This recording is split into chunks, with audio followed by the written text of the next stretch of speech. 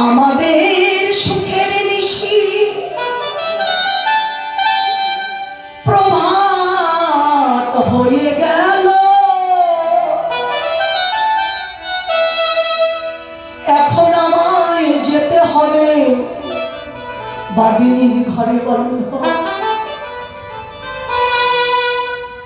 আমি বাদিনীর ঘরে বসত করি, আমার তাতে দুঃখ নাই। এমন ঘরে তুমি আমায় রেখেছ, সেই ঘরে আমি তোমার না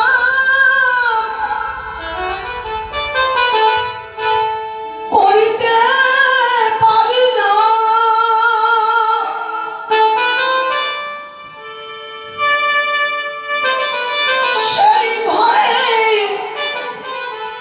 সেই ঘরে তুমি আমায় রেখেছ।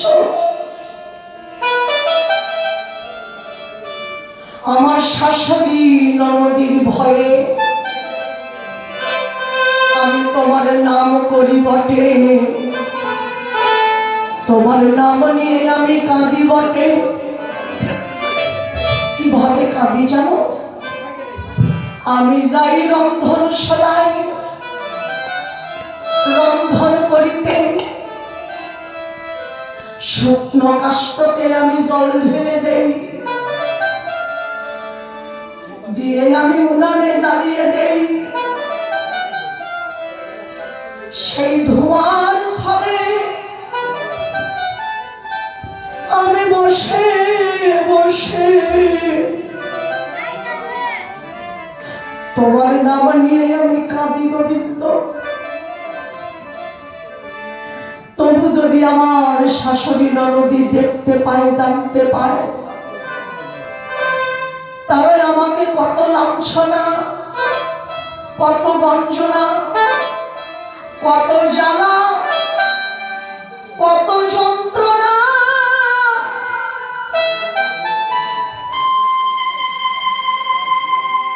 কত কষ্ট তারা আমাকে দেয় গোবিন্দ।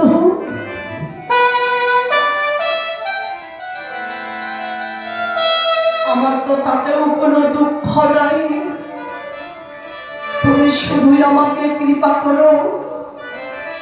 বাদিনীর দুঃখ পেয়ে, জ্বালা পেয়ে, যন্ত্রণা পেয়ে তোমার ওই নাম যেন আমি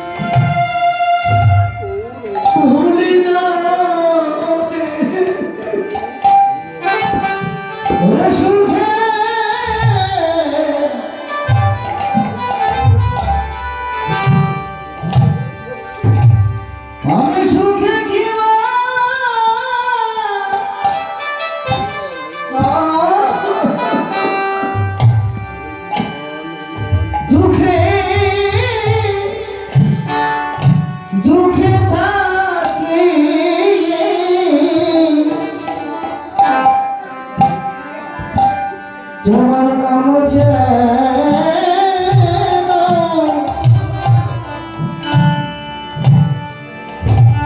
আমি ভুলি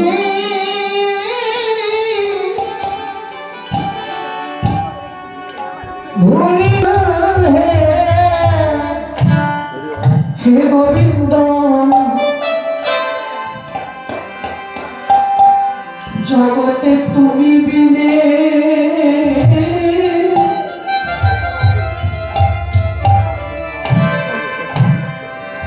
এ দাসী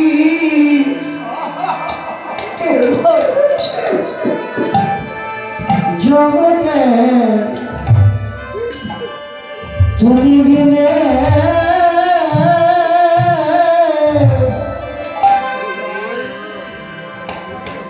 উদাসীন কেবা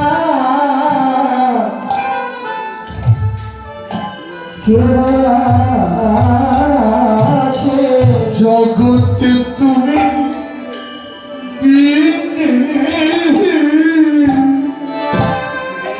হে দাসীর কেওয়া আছে গোবিন্দ হে জগতে সকলে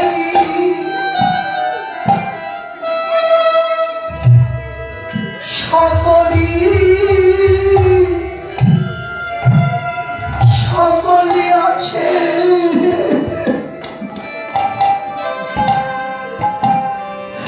কিন্তু তুমি বিনে এ দাসীর কেওয়া আছে হে গোবিন্দ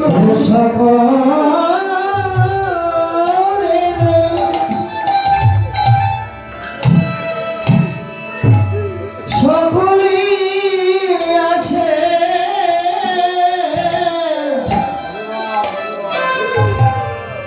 জগতে তুমি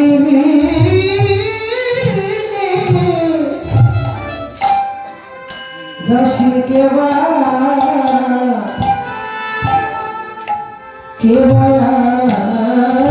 আছে জগতে সকলে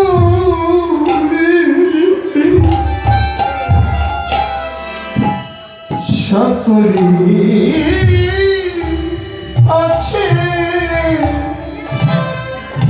জগতে তুমি বিনে আমার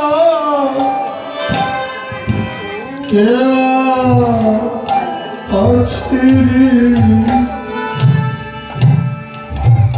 হে গোবিন্দ তুমি শুধু আমাকে এটুকুই কৃপা করো বল্লভ সব কিছু ভুলে যেন থাকতে পারি কিন্তু তোমাকে যেন কোনোদিন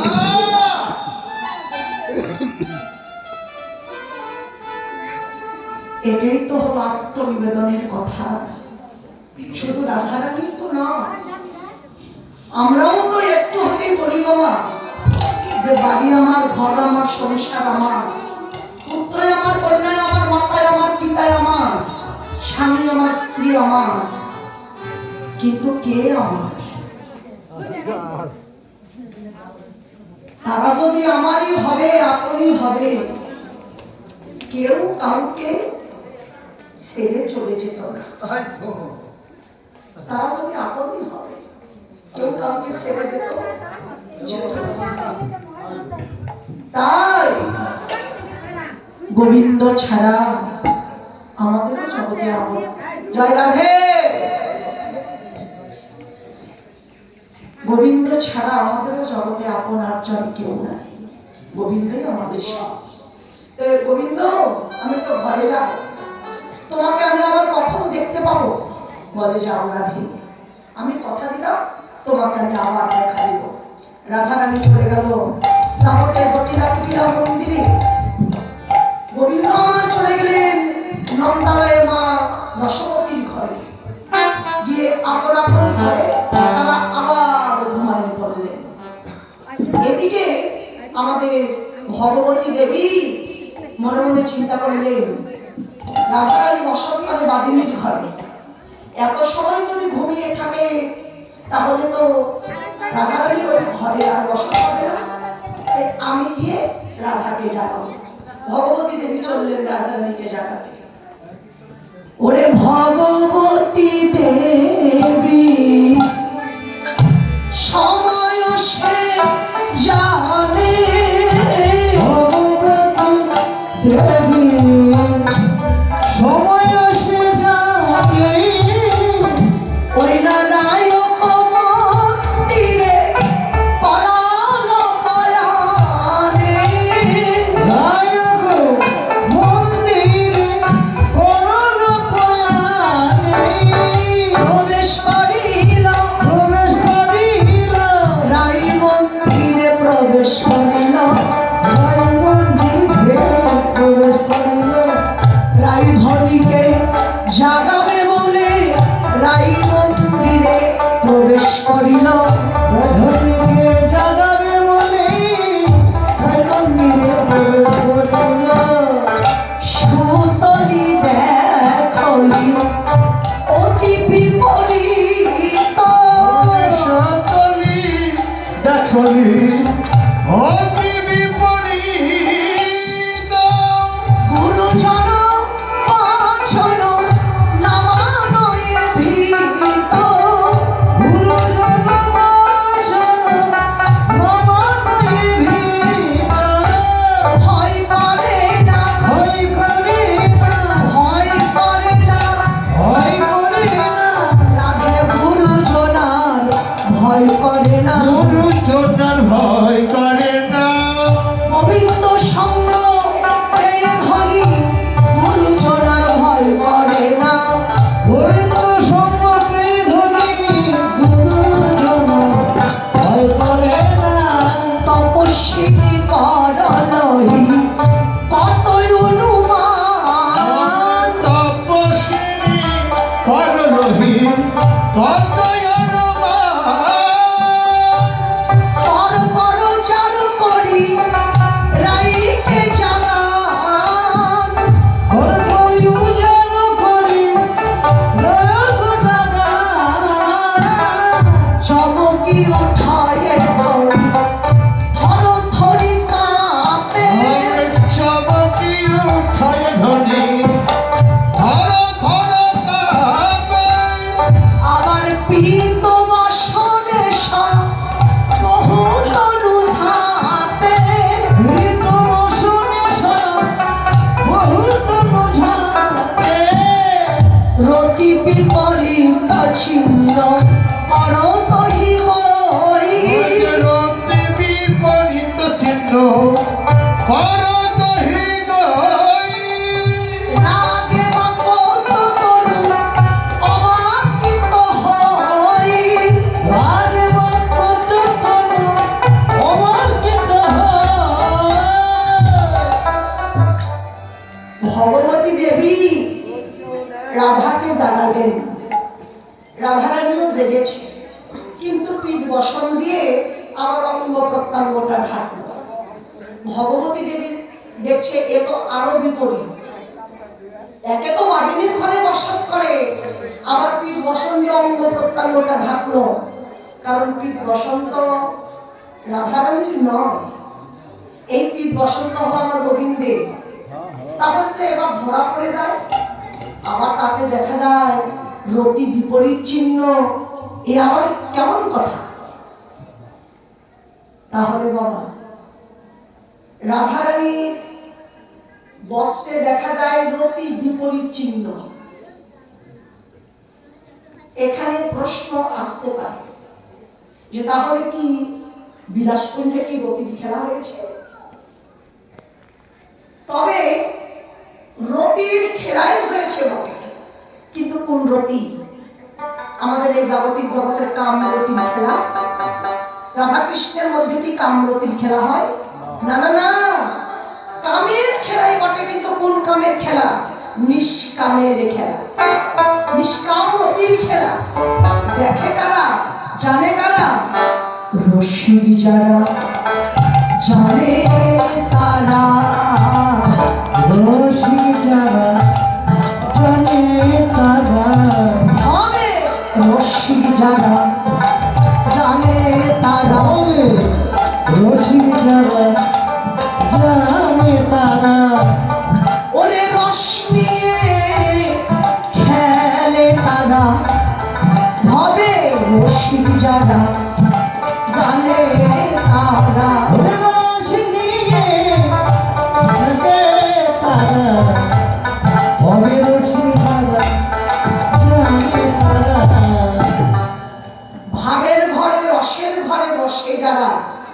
রশিদি যারা জানে তারা। এইভাবে আমাদের বৈষ্ণব কবি শেখর দাস জানিয়ে দিল রাগে, কহে কবি শেখর শোন সুকুমারী, পিত বসন তুহু রাখো হি সামরি। রাধে তুমি বসনটা সামলাও, এ বসন তোমার নয়, তোমার নিজ বসন তুমি পরিধান করো, নইলে ধরা পড়ে যাবে। রাধারানী গোবিন্দের বসনকে ত্যাগ করে নিজ বসন পরিধান করে বসে আছে। রাধারানী জানলো, কিন্তু মায়ের ঘরে যেমন গোবিন্দ ঘুমিয়ে আছে। ভগবতী দেবী ভাবলো, রাধাকে যখন জাগিয়েছি আমি গোবিন্দকে গিয়েও জাগাবো। চললেন গোবিন্দকে জাগাতে গোবিন্দের মন্দিরে। ওরে ভগবতী আসি,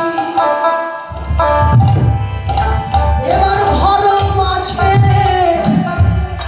বসি, শয়নে দেখায়ে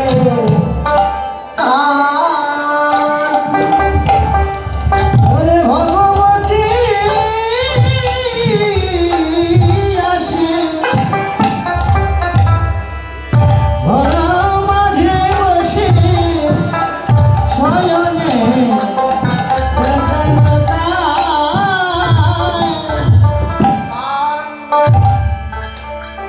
ও তার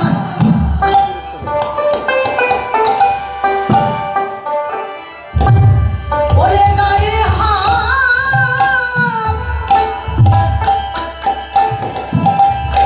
দিয়া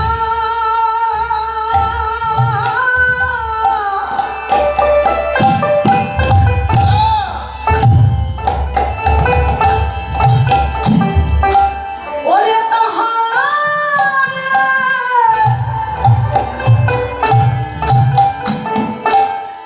জাগাইয়া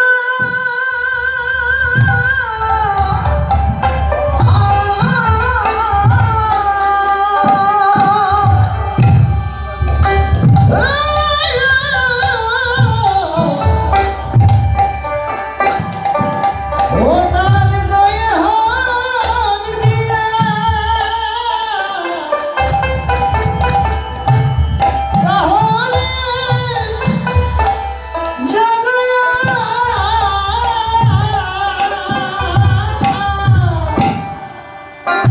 করাই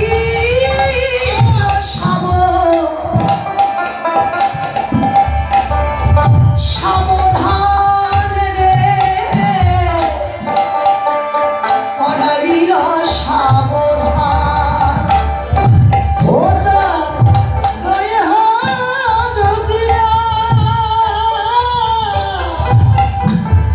তাহারে জগয়া করাইল সাবধানে, করাইল সাবধান। অমনি সপ্তরে উঠিয়া তাহারে বন্দিয়া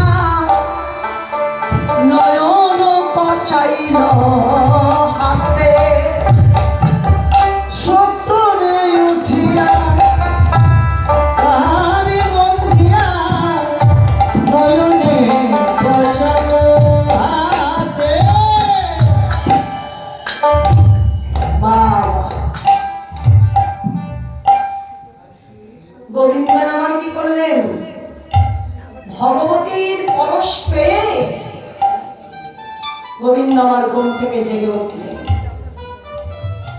উঠেই কি দেখলেন? নয়ন মেলেই দেখে ভগবতী দেবী দাঁড়িয়ে আছে। অমনি ভগবতী দেবীকে প্রণাম করলেন, প্রণাম করলেন। কিন্তু কেন বাবা? ভগবান কেন প্রণাম করলেন? যার চরণ পাওয়ার জন্য বিশ্ব জগৎ কাঁদে। কত যোগী ঋষি মণিগণ ধ্যান করে, স্তব করে, স্তুতি করে। যে চরণ ব্রহ্মা পায় না ব্রহ্ম জ্ঞানে, যোগী পায় না যোগ সাধনে, স্বর্গের কত দেব দেবতা কত আশা করে ভগবানের চরণ পাবার জন্য, আর সেই ভগবান নিজেই ভগবতী দেবীকে প্রণাম করলেন। এটাই কিন্তু নিয়ম, এটাই হলো উচিত। গুরুজনদের প্রণাম করলে গুরুজনেরা কি করে মা? গুরুজনদের প্রণাম করলে গুরুজনেরা কিন্তু মাথায় হাত দিয়ে আশীর্বাদ করে। যখনই ভগবান প্রণাম করলেন, অমনি ভগবতী দেবী গোবিন্দের মাথায় হাত দিয়ে আশীর্বাদ করছে, হে গোবিন্দ তুমি সুখে থেকো, তুমি সুখে থেকো, প্রাণ গোবিন্দ তুমি সুখে থেকো, প্রাণ গোবিন্দ তুমি সুখে থেকো, কেননা তোমার সুখে আমরা সুখী। ও প্রাণ গোবিন্দ তুমি সুখে থেকো, হে গোবিন্দ তোমার সুখে আমরা সুখী, প্রাণ গোবিন্দ তুমি সুখে থেকো, তোমার সুখে আমার সুখে, গোবিন্দ তুমি সুখে থেকো, হে গোবিন্দ তুমি সুখে থেকো, তোমার সুখেই তো আমরা সুখী। এটাই তো নিয়ম বাবা। নিজের সুখ কখনো কেউ চাবেন না, নিজের সুখের কথাটা না ভেবে আমাদের প্রত্যেকের উচিত কি? প্রত্যেকের আমাদের উচিত ভগবানকে সুখে রাখা। ভগবানকে যদি আমরা সুখে রাখতে পারি, তাহলে ভগবান আপনাকে আমাকে সবাইকে সুখে রাখবে। নিজের সুখের কথাটা ভাবতে হয় না, ভগবানের সুখের কথাটাই ভাবতে হয়। ভগবান সুখে থাকলেই আমরা সুখী। তাই ভগবতী দেবী গোবিন্দকে আশীর্বাদ দিলেন, গোবিন্দ তুমি সুখে থেকো, তোমার সুখেই আমরা সুখী। আশীর্বাদ দিলেন মাথায় হাত দিয়ে। অমনি ভগবান আর কি করলেন? ওরে আশিস পাইয়া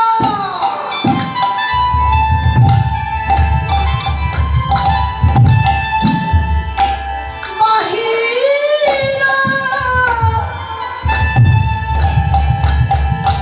হইয়া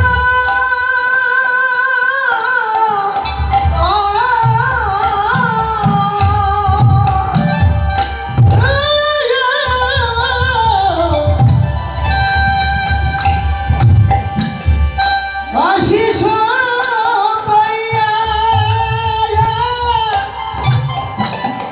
বাহির হইয়া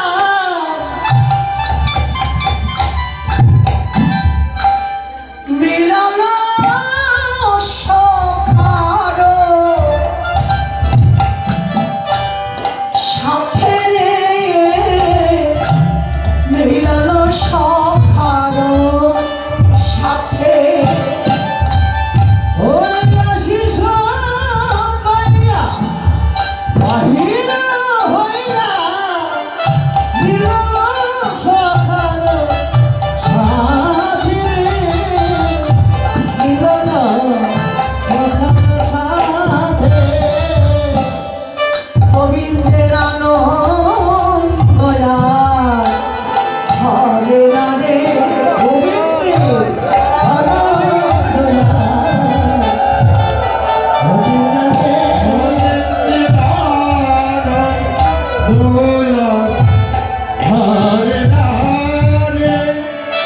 ওরে সখা বনে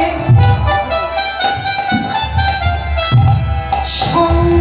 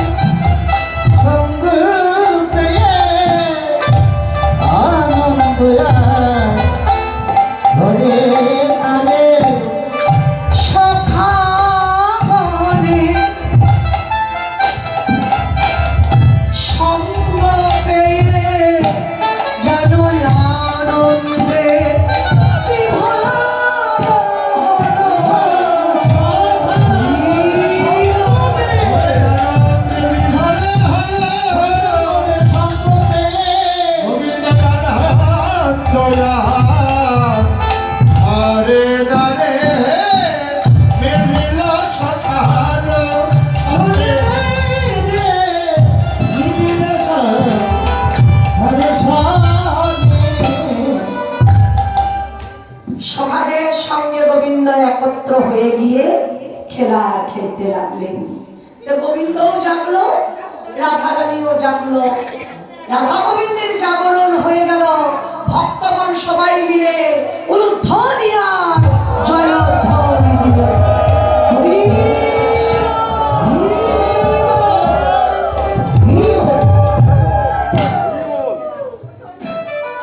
জাগরণ হয়ে গেল।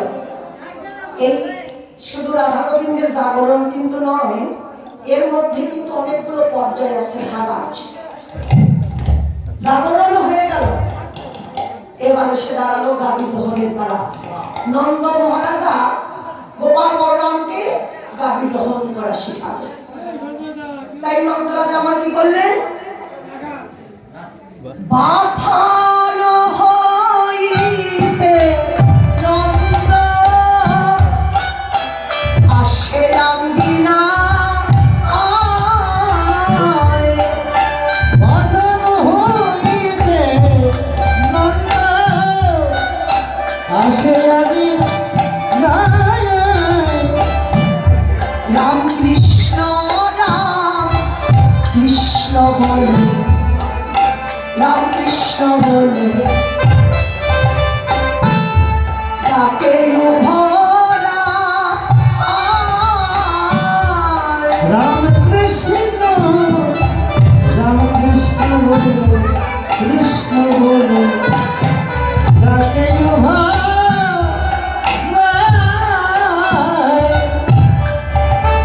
বলে কোথায় রইলি রাম কৃষ্ণ, বলি কোথায় রইলি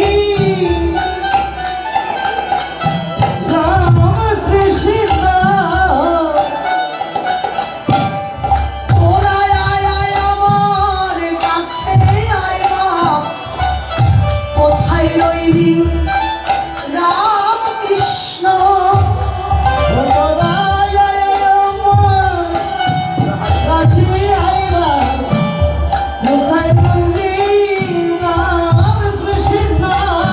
ও মনে ধেয়ে এলো রাম কৃষ্ণ নন্দের বচনে।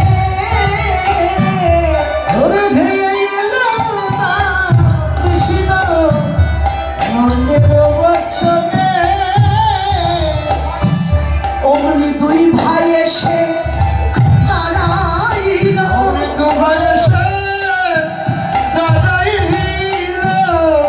ওই পিতার ডাক কর্ণে পড়ে দুই ভাই এসে দাঁড়াইল।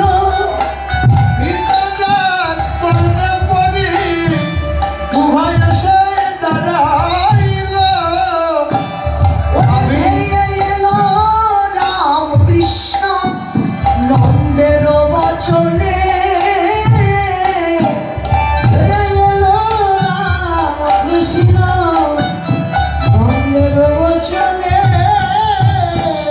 আর দাবি দহন শিখাইব চলনে বাথানে।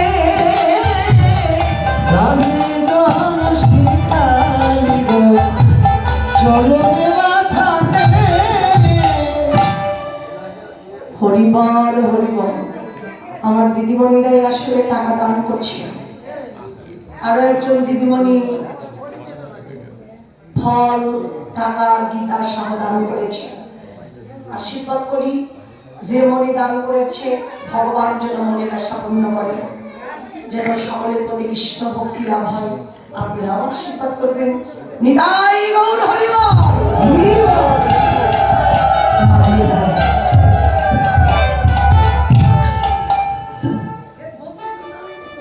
এই যেমন আরো একজন দিদিমণি টাকা দান করছেন, আশীর্বাদ করছি যেন শাখা শাখা বড় থাকে।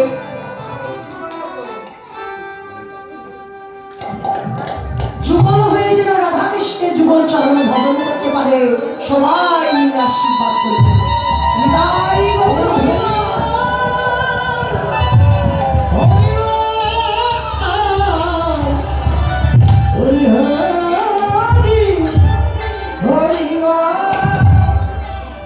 নন্দ মহারাজ ডাকলেন, ওরে গোপাল ও বলরাম, তোরা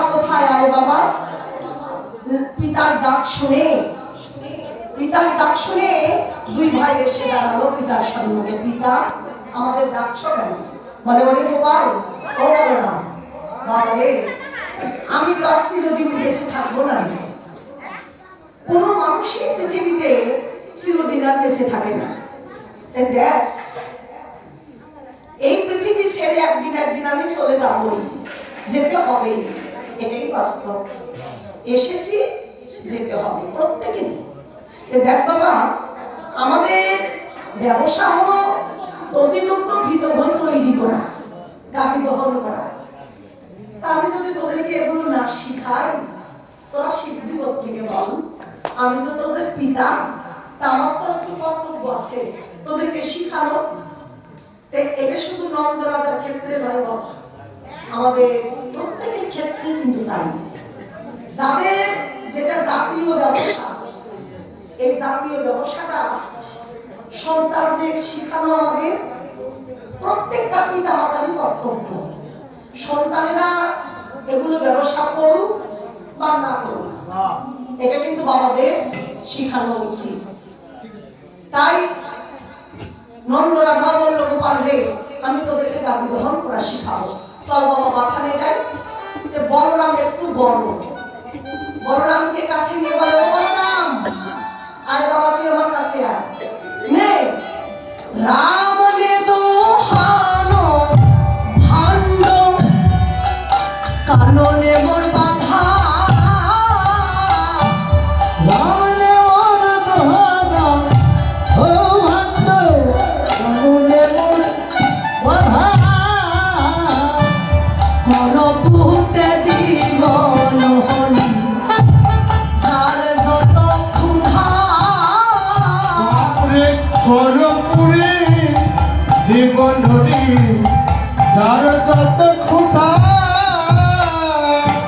এবার নে বাবা ভাণ্ডটা নে, চল চল আমরা মাথায় যাই। আরে তোরা আজকে কত ননি খাবি? আমি পেট ভরে তোদের ননি সেবা দিব। কত খাবি? অদূরে দাঁড়িয়ে আমাদের বৈষ্ণব কবি বললেন, এই যে নন্দ রাজা, তুমি গোপাল বলরামকে ননি সেবা দেবে, কিন্তু তুমি ননি পাবে কোথায়? তুমি তো পুরুষ, তোমার কাছে তো ননি নাই। ননি যদি পেতে চাও, তাহলে আগে যশোমতীর সঙ্গ করো। যশোমতী সঙ্গ করে, যশোমতীর সঙ্গ করো, যশোমতী সঙ্গ করে। পেলে নদী পেতে পারো, যশোমতীর সঙ্গ করো। যশোমতীর সঙ্গ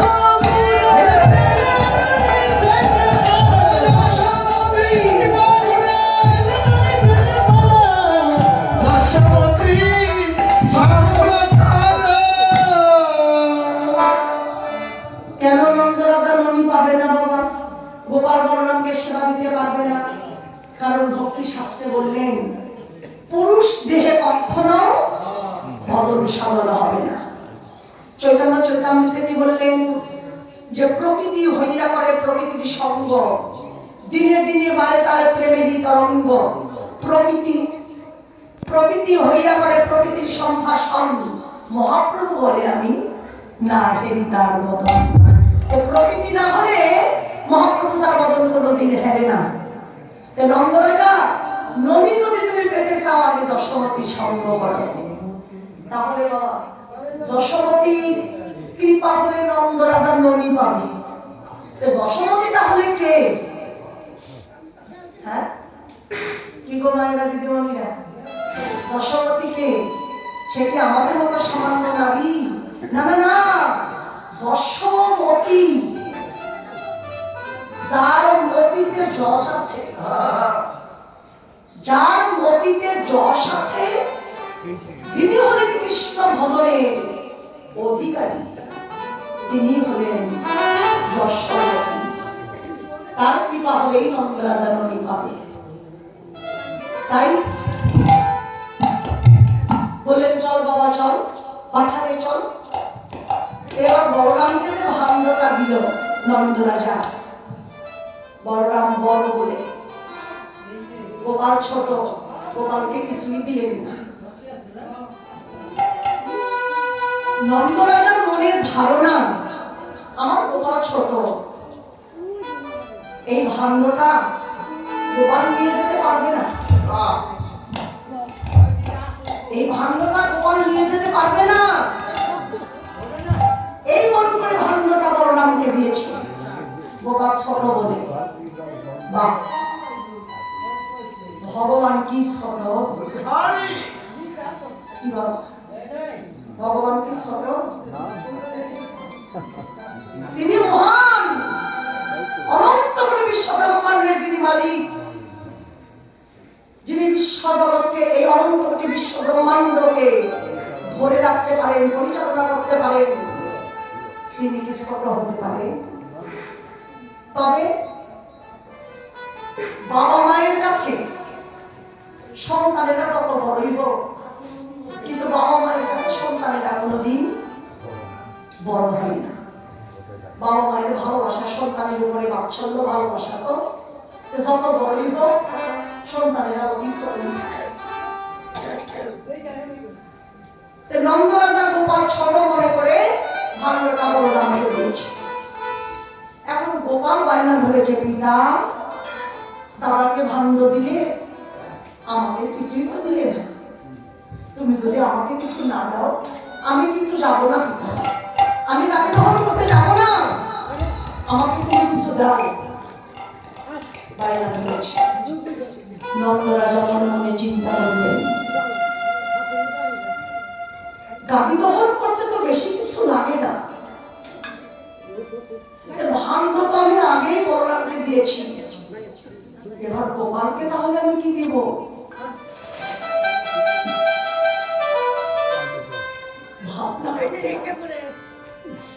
ভাবতে ভাবতে গোপালের নয়নে নয়ন পড়ে গেল।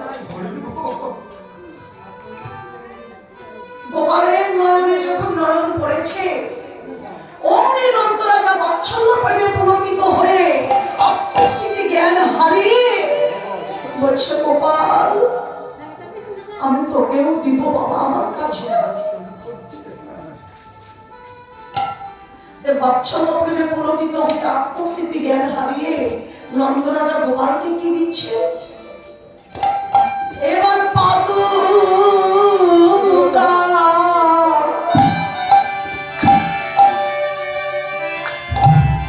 খুলিয়া নন্দ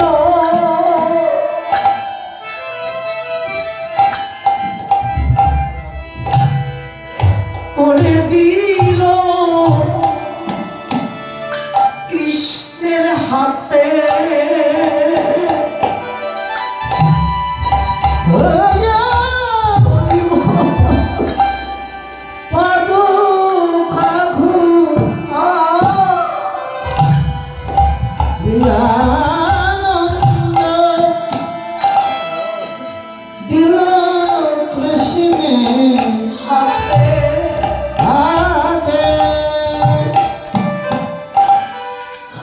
অমনি ভকত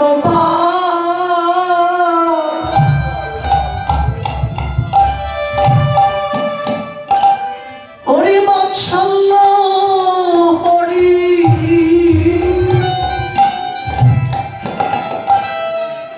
ওই পাদুকা তুলে নিল মাথে। ভকতরা সল্লাহরি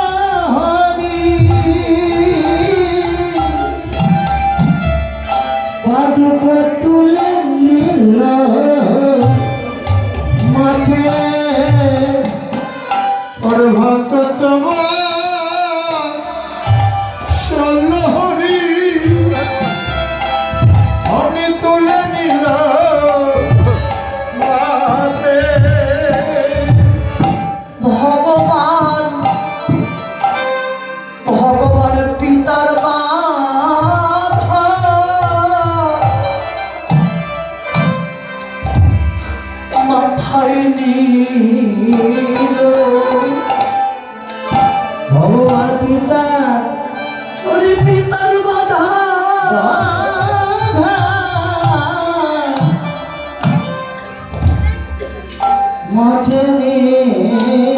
নীলা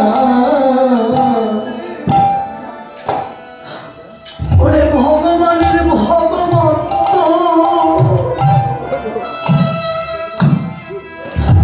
ভুলে গিয়ে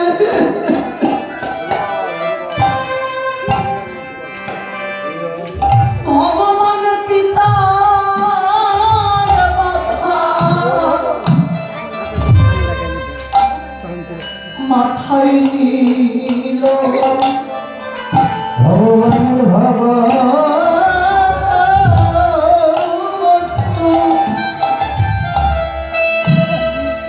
ভুলে গিয়ে ভগবান পিতার বাধা মাঝে নিল অসে বাসল্য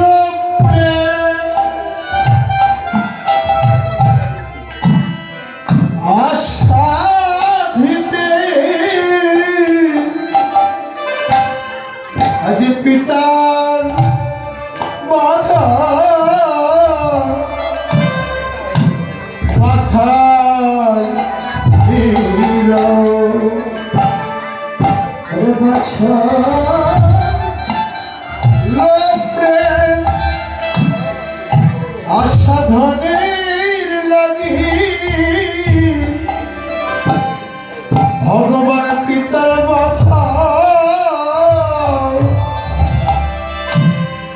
মাথায় নিল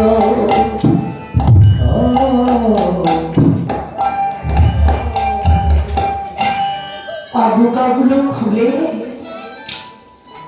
গোপালকে বলছে, গোপাল নিয়ে বাবা আমার পাদুকাগুলোকে নিয়ে চল।